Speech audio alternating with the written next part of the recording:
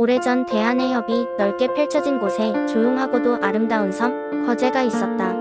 이곳은 풍부한 자연 자원과 더불어 수많은 전설과 신화로 인해 사람들에게 신비로운 장소로 여겨지곤 했다. 어느 날 거제의 한 작은 마을에 진수라는 어린 소년이 있었다.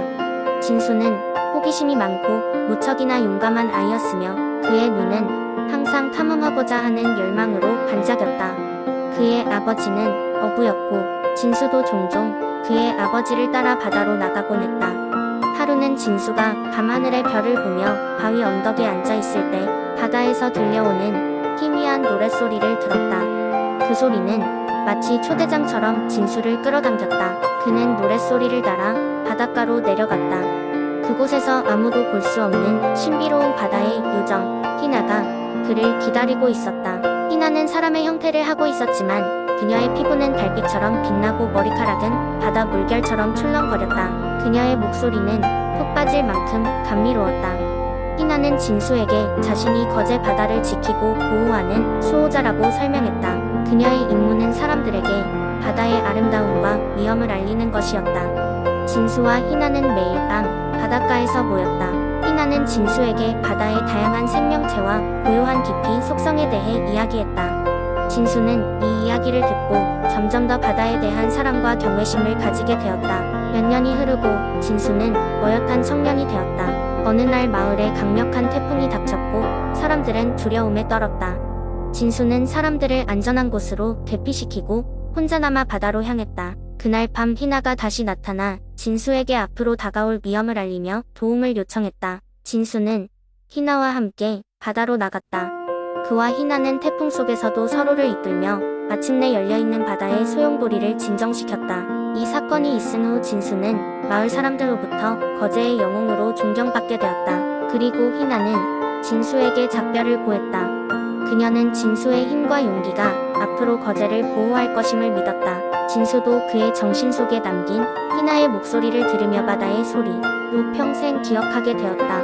오늘날에도 거제 사람들은 바다의 소리가 들리면 더 큰 상상력과 함께 소중한 것을 지킨다는 희망을 품고 있다. 두 번째 이야기. 옛날 옛적 한국의 영덕이라는 아름다운 해안 마을에는 특별한 전설이 전해지고 있었습니다. 사람들은 이 마을을 둘러싼 푸른 바다와 우뚝 솟은 절벽을 보며 경외심을 느끼곤 했습니다. 마을 사람들은 대부분 어부였고 그들의 삶은 바다에 의존하고 있었습니다. 하지만 그들 바다는 항상 평화롭지 않았습니다. 때때로 하늘이 어두워지고 해일이 몰려와 마을을 위협할 때면 사람들은 바닷속에 사는 용의 분노를 잠재우기 위해 희생을 치러야 했습니다. 전설에 따르면 바닷속 깊은 곳에 사는 용이 나타나면 하늘이 노랗게 물들고 파도는 일반적인 크기를 넘어섰습니다. 이 용의 이름은 팔공이었는데 옛날에는 인간과 소통할 수 있었으나 사람들이 점차 자연을 존중하지 않게 되자 용은 분노하여 심해 속으로 숨어버렸다고 합니다. 어느덧 이 마을에는 한 소년이 살고 있었습니다. 그의 이름은 현우였고 어릴 때부터 그는 바다와 친숙해져 있었습니다. 현우는 바다의 소리를 들으며 자라났고 파도가 밀려올 때면 항상 어떤 감정이 깃들어 있다는 것을 느꼈습니다. 그러던 어느 날 밤 커다란 폭풍이 몰려왔고 사람들은 용의 분노가 닥칠 것임을 직감했습니다. 그날 밤 현우는 깊은 잠에 빠져 꿈을 꿨습니다. 그의 꿈속에서 그는 어느 황금빛 해변에 서 있었고 앞에는 커다란 용이 반짝이는 비늘을 드러내며 서 있었습니다. 용은 고요하게 현우를 내려다보며 이렇게 말했습니다. 나는 팔공이다. 너는 내가 오랜 세월 기다리던 인간이다. 너의 순수한 마음이 나의 감정을 이해할 수 있듯이 이 바다를 지키려는 마음을 나에게 보여주렴. 현우는 이 이야기를 듣고 용에게 어떻게 바다를 도울 수 있는지 물었습니다. 팔공은 바다와 바람의 정신을 존중하고 해양 생물을 보호하며 자연의 아름다움을 간직해야 한다고 말했습니다. 이 말을 들은 현우는 용에게 모든 것을 약속하고 바다를 더욱 가까이 느낄 수 있게 해달라 간청했습니다. 꿈에서 깨어난 현우는 그날 아침 강한 결의를 안고 일어났습니다. 마을 사람들에게 꿈 이야기를 전했으나 처음에는 아무도 믿지 않았습니다. 그러나 곧이어 현우는 해안가에 자주 나가 쓰레기를 치우고 바다의 질서를 회복시키기 위해 애썼습니다. 그의 선한 의지를 본 마을 사람들도 점차 그를 따라 바다를 보호하는 데 힘을 모으기 시작했습니다. 몇 년이 지나 마을은 더 이상 용의 분노로 인한 해이를 겪지 않았습니다. 사람들은 바다를 사랑하고 보호하는 것이 얼마나 중요한지를 깨달았고 이는 영덕 마을의 새로운 전통이 되었습니다. 현우는 성인이 되어 마을의 지도자가 되었고 바다와 자연에 대한 사랑과 존경을 다음 세대에 전하며 행복하게 살았습니다. 이렇게 영덕의 전설은 용과 인간의 화합을 통해 자연의 중요성을 깨달은 사람들의 이야기로 여전히 마을 사람들에게 전해지고 있습니다. 세 번째 이야기 옛날 옛적 한국의 신안 지역에는 바다의 미스터리를 품고 있는 작은 마을이 있었습니다. 이 마을은 청정한 바다와 수많은 드라마틱한 섬들로 둘러싸여 있었지만 그 중에서도 특히 마법으로 가득 찬 섬이 하나 있었습니다. 이 섬은 마법의 모래섬이라 불렸고 마을 사람들은 그곳에 대한 전설을 술술 풀어놓곤 했습니다. 어느 날 호기심 많고 활기찬 소년 재민이 이 섬의 비밀을 풀기 위해 친구들과 함께 모험에 나섰습니다. 재민과 친구들은 마법의 모래섬에 도착하기 위해 새벽부터 배를 타고 물결을 헤치며 나아갔습니다. 드디어 섬에 도착했을 때 그들은 모래사장에서 반짝이는 빛을 발견했습니다. 그것은 바로 금빛 모래라고 불리는 특별한 모래였습니다. 이 모래는 신비한 힘을 가지고 있어 손에 담는 순간 진실을 보여주는 능력을 발휘했지요. 실제로 마을의 전설에 따르면 정직하지 못한 자가 이 모래를 만지면 그의 가장 어두운 비밀이 드러난다고 했습니다. 재민과 친구들은 조심스럽게 모래를 담아 그 힘을 시험해 보기로 했습니다. 그들은 서로에게 솔직해지는 놀이를 하며 소중한 우정의 진실을 확인했습니다. 하지만 갑자기 섬이 흔들리기 시작했고 커다란 바위가 눈앞에서 갈라지면서 섬의 텔로스 수호신이 나타났습니다. 그는 섬을 침범한 그들을 나무라며 물었습니다. 어째서 이 섬에 들어왔느냐? 텔로스는 무섭게 물었으나 재민은 두려워하지 않고 자신의 진심을 말했습니다. 우리는 진실과 우정의 가치를 이해하고 그 의미를 배우기 위해 왔습니다.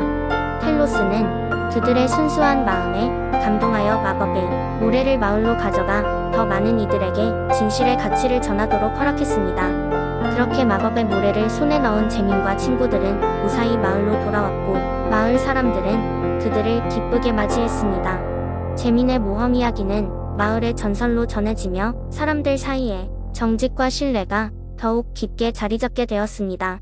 그리하여 신안의 마법의 모래섬은 꿈을 품고 있는 마음들에게 언제나 새로운 모험의 영감을 주는 장소로 남게 되었습니다.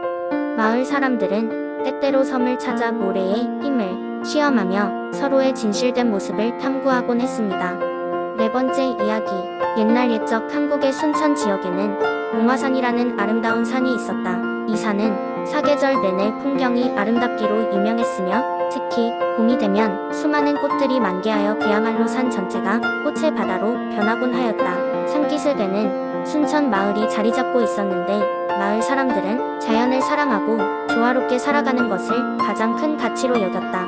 그러던 어느 날 마을에 이상한 소문이 떠돌기 시작했다. 봉화산 깊은 곳에 신비로운 영물이 살며 산을 지키고 있다는 이야기였다. 이 영물은 봉화산의 수호자라고 불렸고 산을 어지럽히는 자들에게는 어김없이 그 모습을 드러내어 경고를 준다고 했다. 주민들은 그 이야기를 반신반의하며 듣곤 했지만 대개는 그저 전설일 뿐이라고 여겼다. 그러나 어느 해 여름 인근 다른 마을에서 욕심 많은 상인이 순천을 찾아왔다.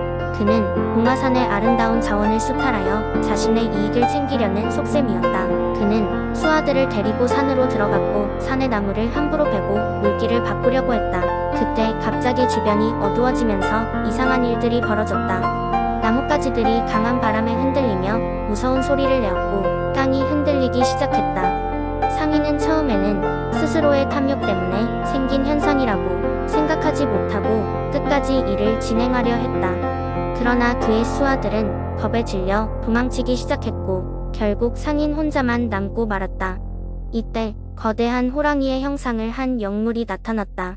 그 눈은 마치 단단한 다이아몬드처럼 반짝였고 그의 표정은 굳세고도 엄숙했다. 너의 탐욕이 삶과 사람을 해치고 있다. 돌아가. 더 이상 이곳을 어지럽히지 말라. 호랑이의 목소리는 마치 천둥처럼 울려 퍼졌다. 상인은 그제서야 자신의 잘못을 깨닫고 두려움에 빠졌다. 그는 예를 갖추어 허리를 숙여 사죄하고 더 이상 봉화산을 오염시키지 않겠다고 맹세했다. 그 즉시 호랑이는 다시 산의 숲속으로 모습을 감추었다. 이 사건 후로 사람들은 봉화산에 대한 경애와 감사의 마음을 갖게 되었고 아무도 산을 함부로 대하지 않았다. 마을 사람들은 봉화산의 수호자 신비로운 호랑이가 언젠가 다시 나타날지도 모른다는 생각을 하며 자연을 더욱 사랑하고 보호하기로 마음먹었다. 그 후로도 봉화산은 여전히 아름다운 자연의 모습을 간직하고 있으며 이 전설은 순천 지역 사람들에게 자연의 소중함을 일깨워주는 이야기로 오랫동안 전해지고 있다. 다섯 번째 이야기. 옛날 옛적 한국 서산의 작은 마을에는 매년 가을이 되면 하늘에 신비한 구름이 나타난다고 전해져 내려오는 전설이 있었다. 그 구름은 보통 구름들과 달리 마치 금빛으로 빛났으며 사람들이 그것을 발견하면 마치 황금 주머니를 발견한 듯 큰 행운이 찾아온다고 했다.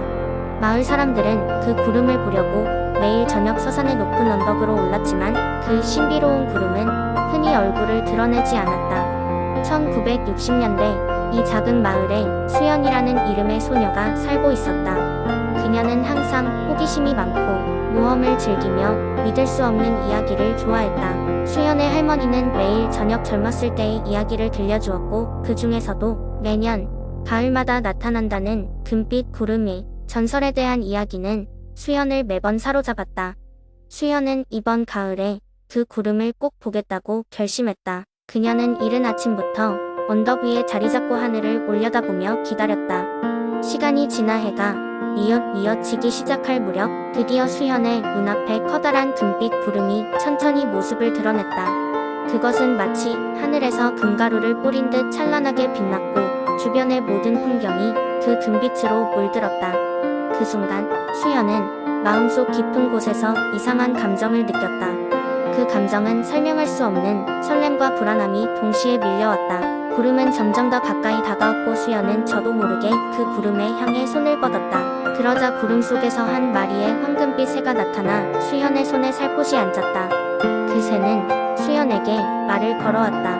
나는 하늘을 다스리는 구름의 수호신이다. 사람들은 나를 만나면 큰 행운이 온다고 믿지만 그것은 마음의 신념과 관련되어 있다. 진정한 행운은 마음속에서 스스로 만들어가는 것이다. 수호신의 말에 수연은 작은 깨달음을 얻었다. 그녀는 자신의 꿈과 열정이 그 스스로의 행운임을 깨달았던 것이다.